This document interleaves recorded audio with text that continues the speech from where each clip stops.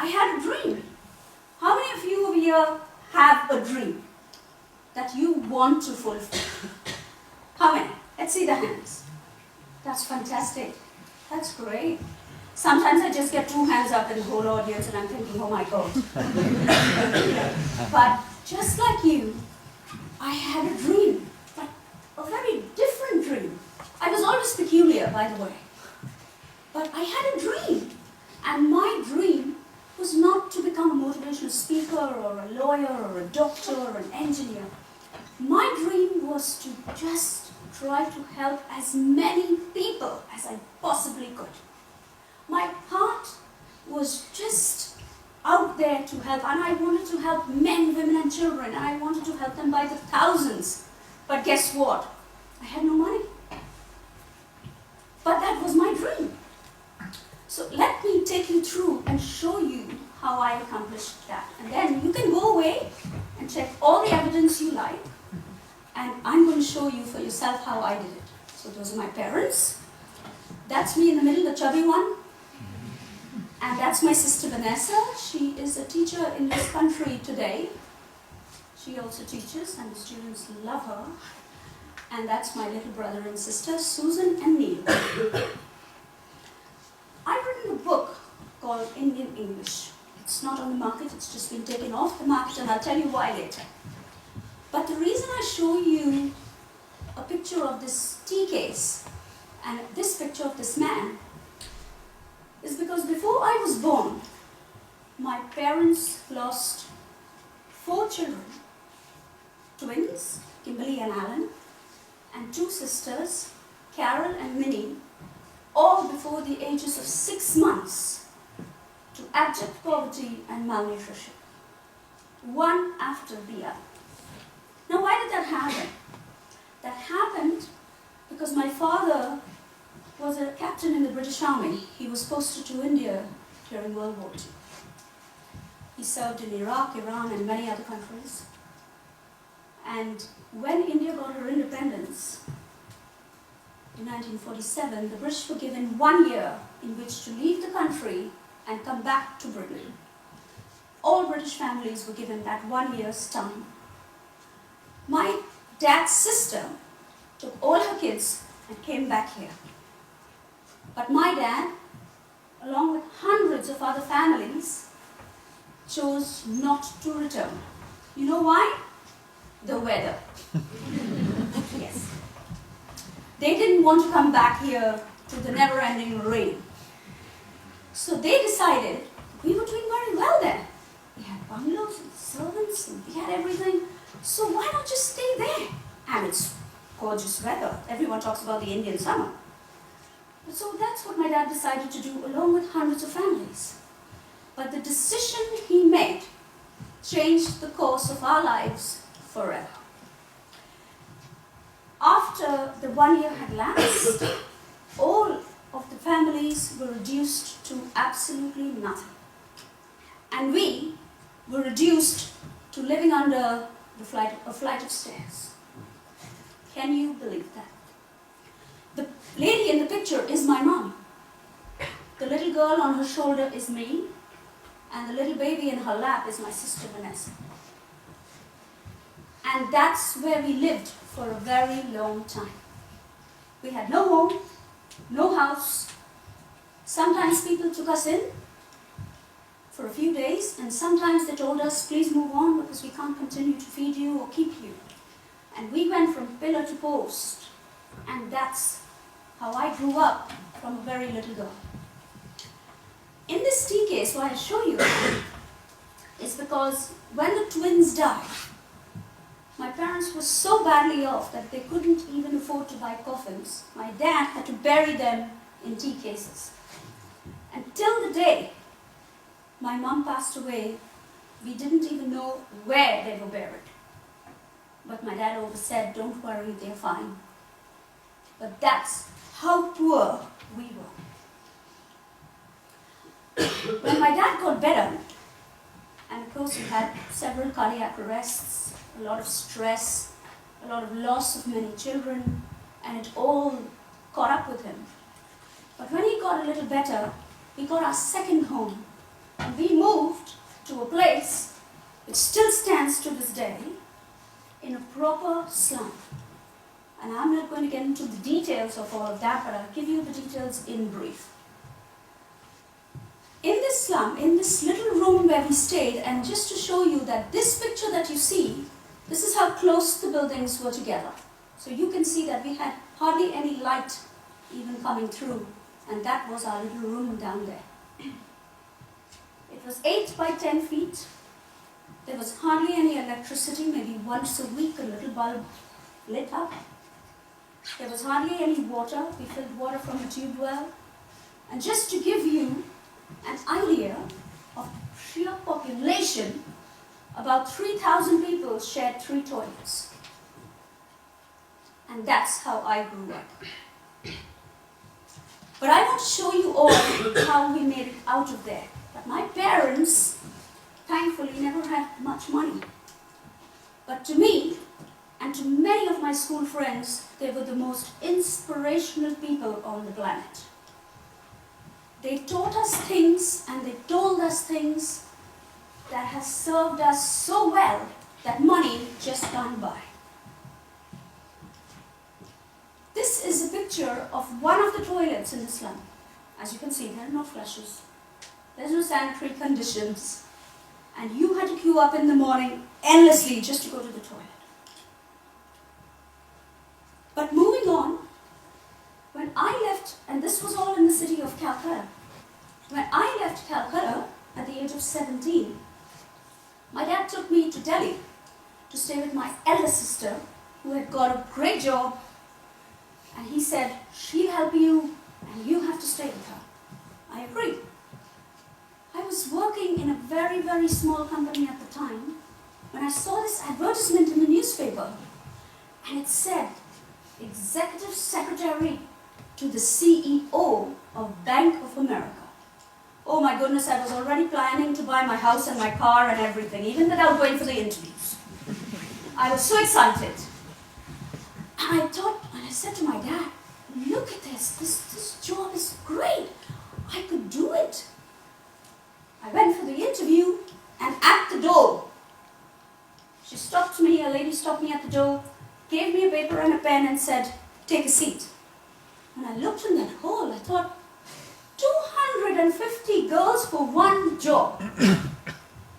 I said to her, am I in the right place? She said, oh, certainly you are, get in. I went in, took a seat, and I was thinking to myself, I'm never going to get through these 250 girls. It's just not humanly possible. But I gave the exam, and it took 6 months of tests, and more meetings with every single head in the bank. You had to answer. I think they basically checked you up from the day you were born, and even before they even gave you that job. But anyway, we came to the last 3 girls, and I was one of them. I was so excited, and that's the time they put us in front of the CEO. And I sat in front of him, and I said, listen, all I'm asking is that I have 2 little ones to bring up.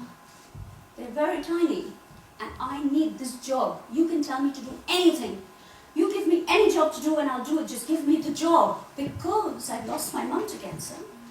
And I have a dad, but he's very old now, so please help me. He just looked me straight in the eye and he said, we'll let you know. And I ran out and I said to my dad, oh my God, I think I've blown it because I talk too much. I do, don't I? Of course I know. You know, I had a little fever blister on my lip the other day, and I said to my husband, can you give me that chapstick, for my lip? You know what he passed me? The glue stick. Yeah. That's what you have to put up with when you're a speaker. That's what you have to put up with. But anyway, moving on, I came out and I said to my dad, I think I've blown it. My dad said, no, you haven't. You've done your best, and that's all you can do. A week later, there was an appointment letter in the post, and I got the job. I couldn't believe that I had gone through 250 girls. So, that's where I started my career in Bank of America. And today I have a 23-year career in banking, working at Bank of America, ABN AMRO, and RBS. But let me tell you how I got out of there and how I did it.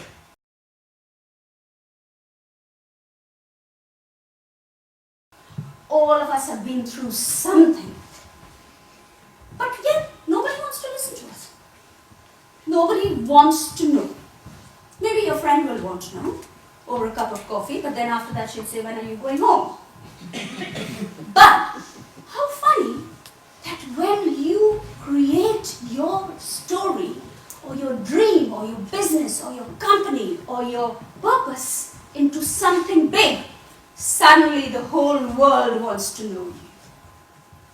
Suddenly they want to make a movie of your life. Suddenly you're called all over the world as a VIP. How funny that the world has a way of opening its doors to you if you can turn your life into a success. So that's what I mean when I tell you, however bad your day is, however sad your day is, however hard you're finding it. My dad said to me, and many of you may have read this poem, that when things seem hard, as they sometimes will, and the road you're trudging on seems all uphill, when the funds are low and those debts are high, when you want to smile but you have to sigh, when care is pressing you down a bit, rest if you must, but don't you ever quit. My dad used to tell me this poem when we were in that little slum room and he had to go very far to work. And we were left with no electricity and I was left to look after the two little ones at the age of 7. And he used to tell me, this is just your start in life. This is not your end. Your end is up to you. Your end is up to you. You can make whatever you want out of your life. It may seem impossible right now because of, look at where we are living. Look, we don't have anything. We have no money, we have nothing. We have one baby dying one after the other. But what you make of your life is in your hands. And this is what I learned. So this is not being said by me on resilience, this is said by Harvard. That if you have that resilience of mind,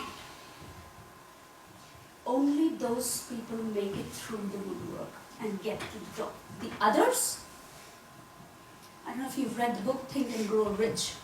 It's a tough book to read because it's written in old English, but I can tell you that 500 millionaires were interviewed. That's what the book is about. And when Napoleon Hill interviewed all of them, he wanted to find out how did they get to the top and how did they make their fortunes. Dale Carnegie actually commissioned him to write that book. And he came out with the answer. He said, I've written that book because I've got to know now that out of all the 500 of them, the ones who actually gave up never made anything of their lives. But the ones who stood the test of time, who lost everything and still stood up again, and still came back, and still remembered that we have one life and only one chance to make it great, those were the people who have made it big, like Henry Ford, who says, there is no such thing as luck. The harder you work, the luckier you will get. This is all that I have been brought up with, and this is all that I'm sharing with you. So it's very true. As I said, your teachers, your parents, speakers, mentors can give you all the advice in the world. But when I used to sit there, just like you every Friday, I listened. But I also learned. And I also remembered what I had to do. So, how do we have to do it? I'm not going to get into the boring things as I promised you. about what happens in our neurology and how our neurological connections form the pathways to success or destruction. So the way our neurology works, and we all know how it works, and maybe some other time I'll come back and do the whole thing on that, but it's too boring to get into now, but net, it forms the pathways of success and destruction. So whatever you do in thought, word, or deed, your neurology is multiplying. And that is forming those pathways. So we can choose to become the world's greatest cigarette smokers, champion drug addicts, marvelous drunk alcoholics, or we can actually become the world's greatest entrepreneurs. It is all up to us and how much we do of it every day. And in little ways, remember that whenever you do something, however tiny it is, those neurons are multiplying. And that is how we work. There is no rocket science to it. That is how we function. And that's why the book outlives. Where he speaks of the 10,000-hour rule. And he says the difference between somebody who's like an Olympic athlete and somebody who's not is because they practice and practice and practice. And that is the difference between an expert and a novice. So what you repeatedly do actually becomes you. But let's ask the question, have I made it? What's the good if I keep on preaching and I haven't made anything of my life? So let me show you some evidence. So this is where I was. And so what did I do from the bank? I decided that I want my dreams to be fulfilled. I want to find a way not to die with my music in me. You know, I have a friend working at a hospice. And I said to her, Teresa, isn't it so difficult for you to work at this hospice? She said, no, Julian, I love it. I said, oh, you're rare. I said, tell me, what are the kind of questions you get from people who are spending their last days or last hours on this planet? On this planet. And she said, believe it or not, Julian, what I always get asked is, I wish I had one more opportunity to do what I've always wanted to do. I wish my son does this because I couldn't. I know my daughter will do this because I couldn't. And all she hears is regrets, regrets, and more regrets. So do we want to die with our music in us? Or do we want to live a great life and also leave a legacy behind? Because let's face it, 2 weeks after we die, your picture's up somewhere and that's it. Life has moved on. Right? Everybody moves on. Come on. That's the truth, huh? It's the truth. Yeah, your picture's up somewhere and after that, finished. But how can we get the world to remember us? How can we get your school to keep your picture up forever? How can we get your school to invite you back as a VVIP? How can you make something great of yourself in this country? How can you do something great in your life? And leave something for the other young children. Somebody may walk into a bookshop one day and pick up your book and think, this book has changed my life. Do you know how many young people have told me that? Julian, your book has changed my life. So, I found my voice, so I started speaking. I told my story in a book. And of course, this is only some of the press, but you can go to my name, julianhaslam.com, and have a look at all the press, all the television interviews, radio interviews, and see for yourself whether I'm telling you the truth or not. But that's not all. So these are some of the businesses I own, only some of it. And of course, the book I've written has been taken off the market because Hollywood have picked up my story, picked up my resilience, We've just come back from the city of Calcutta. We flew the director and the screenwriter there from America, in Los Angeles. And they went over to my school, they went to the places I lived, they went all over the place. And they've taken all the information back, and the script is ready on the 3rd of October. We have pre-production set for May next year, and shooting starts on the 1st of September next year. That's what can happen when you don't give up. And it doesn't matter where you are born, who you are born to, which school you attend, how poor you are, how rich you are. My dad was right. It is not what happens to you, it's what you do about it. But did my dream come true? Yes. I was given the Mother Teresa Memorial International Award for helping so many people in need and in distress. It was such a great day for me. If you go onto YouTube, type my name, and you will see a very short video clip there. And it shows you it was one of the greatest days of my life. I was walking in a procession with hundreds of people behind me. We walked from St. Teresa's Church to Mother House, where she's buried. I was given the Indian flag to put on her tomb. I was given a wreath to put on her tomb. And as you can see, police led the procession. There I am, and hundreds of people were behind me. We walked for more than 45 minutes down every street. All the traffic was stopped, and it was one of the greatest days of my life. Because then I knew that no Hollywood movie and nothing could compare to my dream. And I had been acknowledged for helping hundreds of people. So had my dream come true? Yes.